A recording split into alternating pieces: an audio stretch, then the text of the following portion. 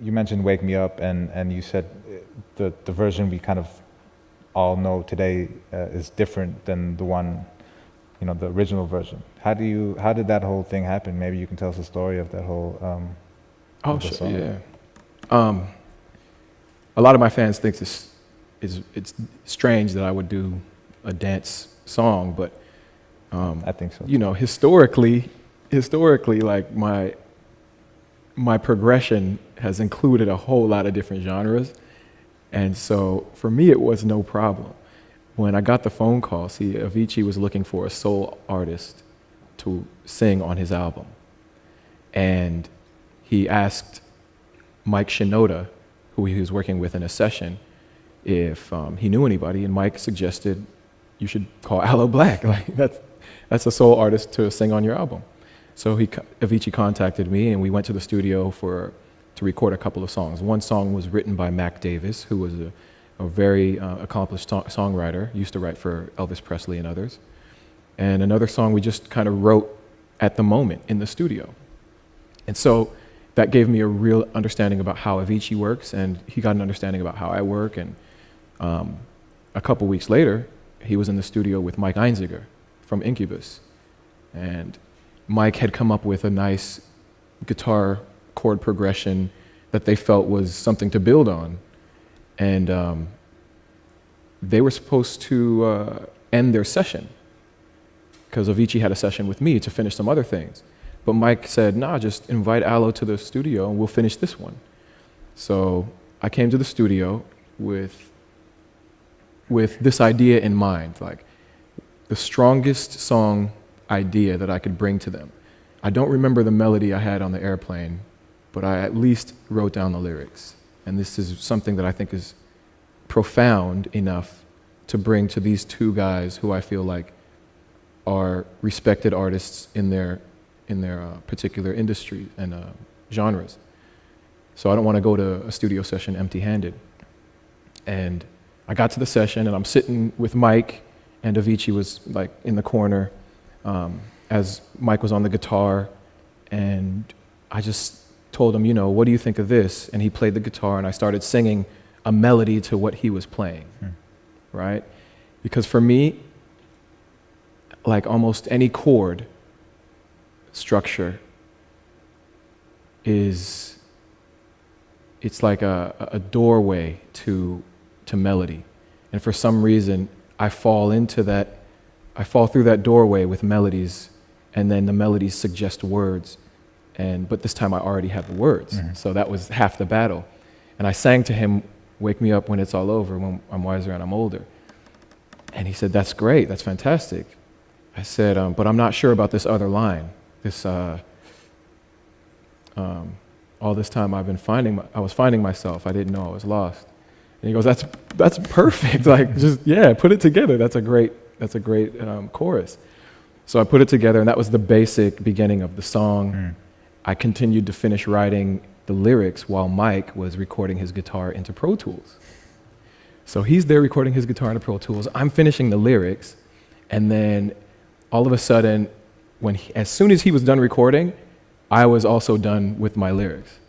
And so I said, "Perfect, let's go in the booth." I went in the booth.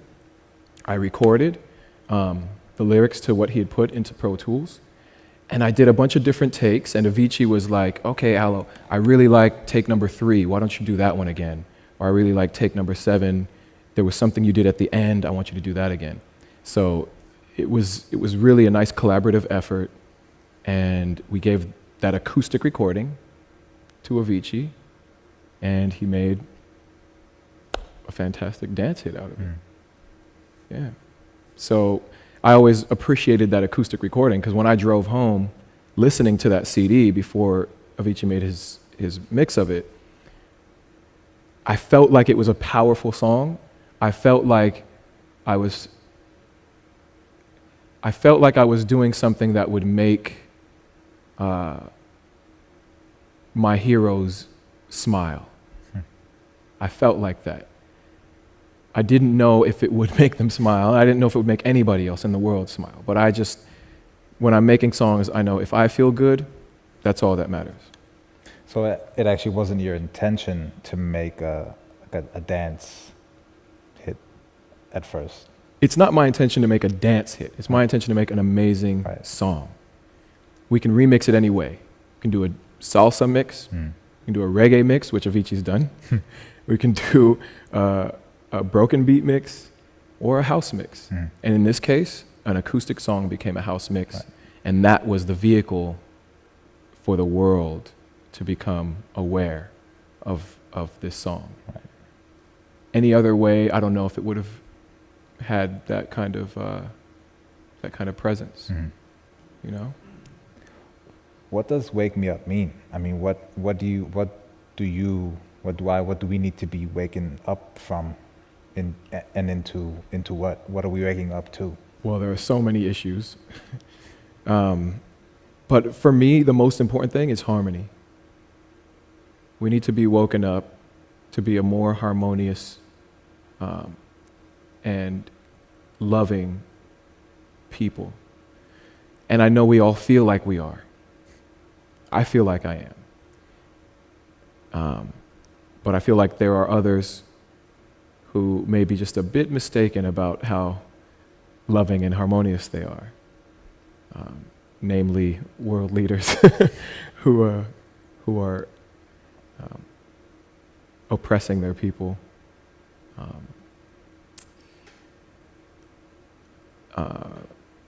In corporate leaders without compassion. I mean, there's a lot of things to be woken up about. And "Wake Me Up" for me, lyrically, is about living in a dream. I feel like my life is so good that I just get to sing every day and make people happy that I don't want to be woken up from this dream.